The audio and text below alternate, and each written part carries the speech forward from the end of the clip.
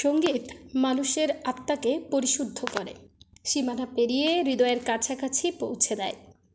বাংলাদেশের সঙ্গীত জগতের আকাশে এমন কিছু নক্ষত্র রয়েছে যারা নিজেদের প্রতিভার আলোয় এই দেশকে বিশ্বমঞ্চে পরিচিত করেছেন। তাদের মধ্যে সর্বাগ্রে যে নামটি উচ্চারিত হয় তিনি হলেন উপমহাদেশের প্রবাদ প্রতিম সঙ্গীতশিল্পী রুনা লায়লা। শৈশব থেকে শুরু করে আজ পর্যন্ত তার দীর্ঘ সঙ্গীত যাত্রা কেবল একটি সফল ক্যারিয়ারের গল্প নয়, বরং এটি মেধা, সাধনা এবং সংস্কৃতির এক অনুপম দলিল। রুনা লায়লার শ্রেষ্ঠত্বের মূল ভিত্তি হল তার কণ্ঠের জাদুকরী বৈচিত্র্য। খুব কম শিল্পী আছেন যারা সঙ্গীতের বিভিন্ন ধারায় সমানভাবে পারদর্শী। ক্লাসিক্যাল বা শাস্ত্রীয় সঙ্গীত থেকে শুরু করে সেমি ক্লাসিক্যাল, গজল, ঠুমরি, লোকগীতি, আধুনিক গান এবং চলচ্চিত্রের প্লেব্যাক, সব ক্ষেত্রেই তিনি তার অপ্রতিদ্বন্দ্বী প্রতিভার স্বাক্ষর রেখেছেন। বিশেষ করে উর্দু ও হিন্দি গজল গায়কিতে তার সাবলীল উচ্চারণ ও সুরের গভীরতা উপমহাদেশের সঙ্গীতপ্রেমীদের মুগ্ধ করেছে। তিনি বাংলা, উর্দু, হিন্দি, পাঞ্জাবি, গুজরাটি, সিন্ধি, পশতু, ফার্সি, আরবি, ইংরেজি সহ প্রায় 18টিরও বেশি ভাষায় গান গেয়েছেন এবং প্লেব্যাক করেছেন। তার গাওয়া গানের সংখ্যা 10,000-এরও অধিক, যা এক কথায় অবিশ্বাস্য। তার গায়িকীর সবচেয়ে বড় বৈশিষ্ট্য হল অবিশ্বাস্য দ্রুত লয়ে গান গাওয়ার ক্ষমতা। চোখের পলকে কঠিন থেকে কঠিনতর স্বরলিপি এবং ড্রাম তালে নিখুঁত সুরে তোলার যে দক্ষতা তার রয়েছে তা উপমহাদেশের সঙ্গীতে ইতিহাসের বিরল। 1960-এর দশকে শিশু শিল্পী হিসেবে আকাশবাণী ও টেলিভিশনে গান গাওয়ার মধ্য দিয়ে তার যে পথ চলা শুরু হয়েছিল তা দ্রুতই তাকে জনপ্রিয়তার শিখরে পৌঁছে দেয়।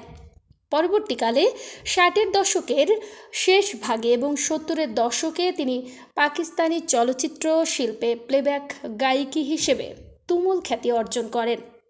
1974 সালে মুক্তিপ্রাপ্ত পাকিস্তানি চলচ্চিত্র উমর মারভিতে তার গাওয়া গানগুলো তাকে রাতারাতি তারকামূল্যে ভূষিত করে। সে দেশের সর্বোচ্চ চলচ্চিত্র পুরস্কার নিগার পুরস্কার সহ অসংখ্য সম্মাননা তিনি অর্জন করেছেন। বাংলাদেশ স্বাধীন হওয়ার পর তিনি স্বদেশের মাটিতে স্থায়ী হন এবং এদেশের সঙ্গীত সংস্কৃতিকে সমৃদ্ধ করতে নিজের জীবন উৎসর্গ করেছেন। 1971 সালের মুক্তিযুদ্ধের পর স্বাধীন বাংলাদেশে দেশত্ববোধক গান গেয়ে তিনি মুক্তিকামী মানুষের মনে উদ্দীপনা জাগিয়েছিলেন।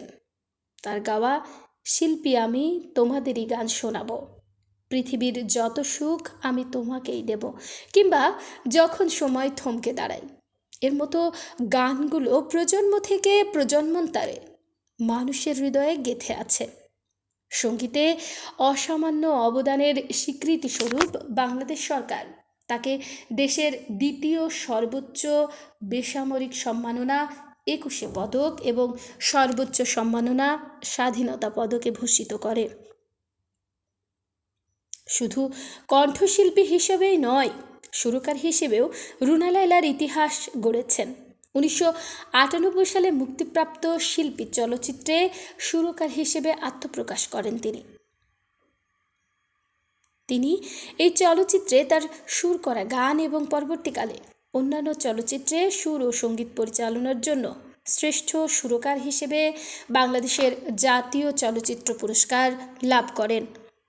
একজন নারী সুরকার হিসেবে মূলধারার চলচ্চিত্রে এই সফলতা আমাদের জাতীয় সংস্কৃতিতে এক নতুন মাইলফলক। রুনা লায়লা কেবল একটি নাম নন, তিনি একটি পরিপূর্ণ সঙ্গীত প্রতিষ্ঠান। তার মঞ্চে পরিবেশন ভঙ্গি, সুরের ওপর পূর্ণ নিয়ন্ত্রণ, গায়িকার পরিপক্কতা এবং সঙ্গীতের প্রতি আজীবন নিবেদন তাকে অনন্য উচ্চতায় নিয়ে গেছে। আজ 5 দশকেরও বেশি সময় ধরে তিনি সঙ্গীত চর্চা করে চলেছেন এবং নতুন প্রজন্মের শিল্পীদের জন্য এক জীবন্ত পাঠশালা ও অনুপ্রেরণার উৎস হয়ে বেঁচে আছেন। তার শিল্পকলা ও মেধা বাংলাদেশের অহংকার, যা যুগ যুগ ধরে সঙ্গীতপ্রেমীদের হৃদয়ে চিরভাস্বর হয়ে থাকবে।